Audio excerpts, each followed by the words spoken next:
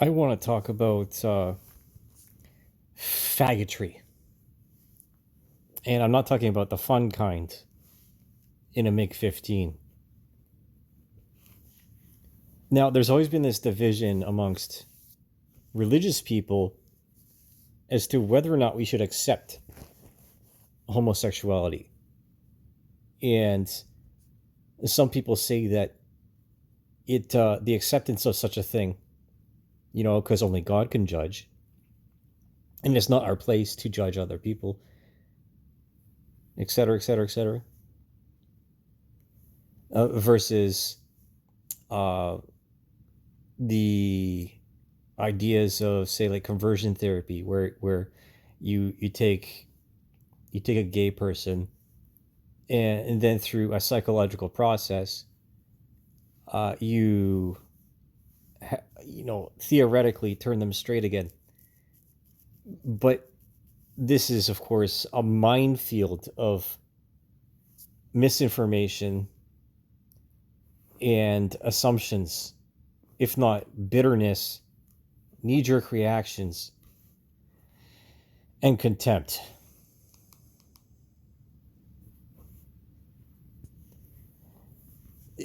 Then you also have this camp of, oh, let them roam free, let them run, because if and when they're just going to go to hell anyways, so expose them so that you can observe them and punish them accordingly, or reward them accordingly if such a person in a position of power decides that it's a lever to pull to torture the rest of the population.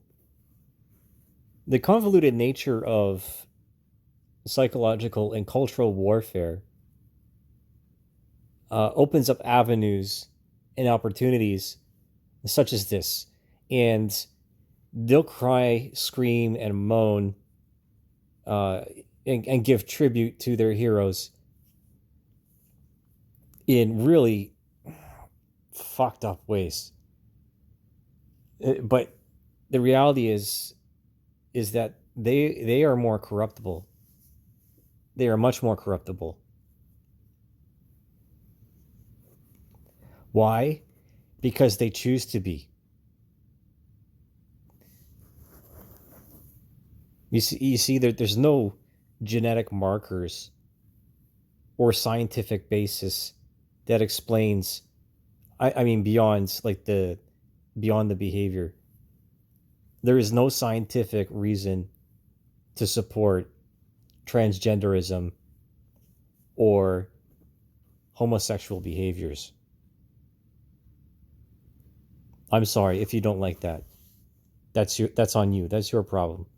If you are unable to deal with your cognitive dissonance, the conflict between what you see and what you think other people want you to say or to be in a leadership position, and these conflicts between the upholding of the rule of law versus the extortion of your relationships, because that's exactly how it works. When it comes to espionage, it's fairly well known. This is a tactic that's been used for thousands of years, is to seduce someone by using an agent of the opposite sex, if not the same sex. I remember reading this thing where he was a contract killer, right? And he didn't give a shit. He would seduce a man, he would seduce a woman, and then as soon as he got the man to let down his guard in whatever Alabama motel room, he shot them and left.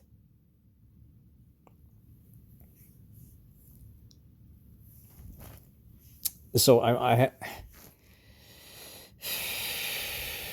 I'm fed up. I'm seriously fed up because of what happened to me. And I have every right and justifiable reason. I didn't want to get into fights with these people. I didn't want to be a part of all of this. I just wanted a peaceful life. That's it. I just wanted a peaceful life where I could fly my airplane around, have some good, happy moments with a spouse, a dog, have an art career, work on airplanes. But again, that became too much for some people because it became a threat to their scam, to their grift.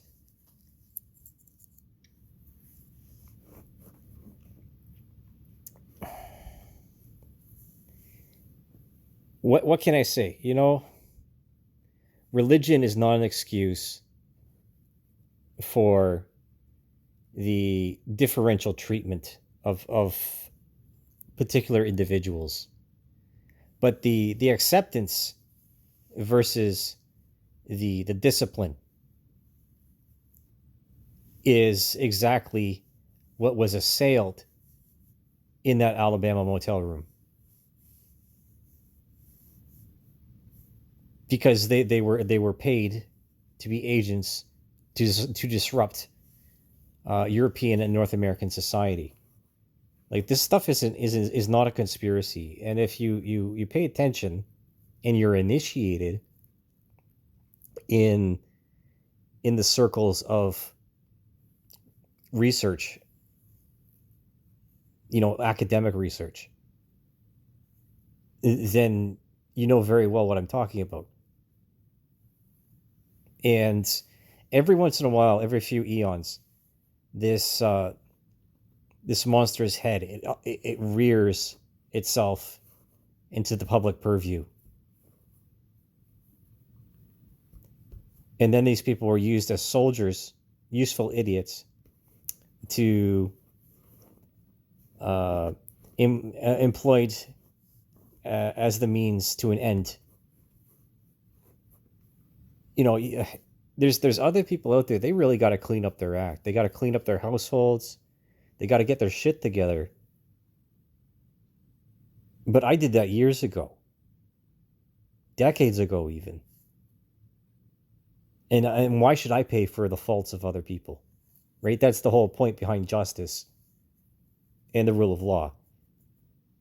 You cannot and you should not use your position of power to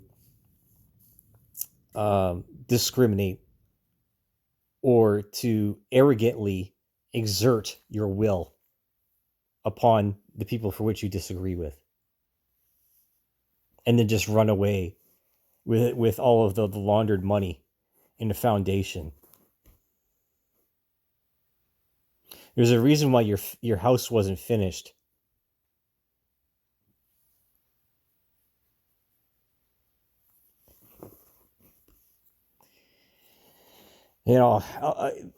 Again, seduction is a very powerful tool, but when used for nefarious purposes, then it's a violation of what is sacred.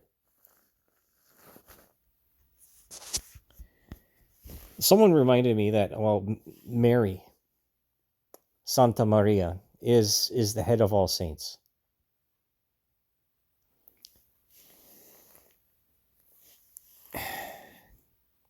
But what they didn't say was everything else. In order for Mary to have been a saint, what did she have to do? She was responsible for raising the Savior, right? Along with Joseph. And we conceptualize these figures from biblical stories as if they're real and tangible. And by all accounts, they were. Of course, it requires a leap of faith. But people get really butthurt because they decide that they want to experiment on their own congregation, their coworkers, their friends, or their intimate partners. And this is why I've held the opinion that women that become educated, especially within the field of psychology, and they don't go beyond, say, like a bachelor's degree, They use that information to manipulate their way into a position of power over someone else.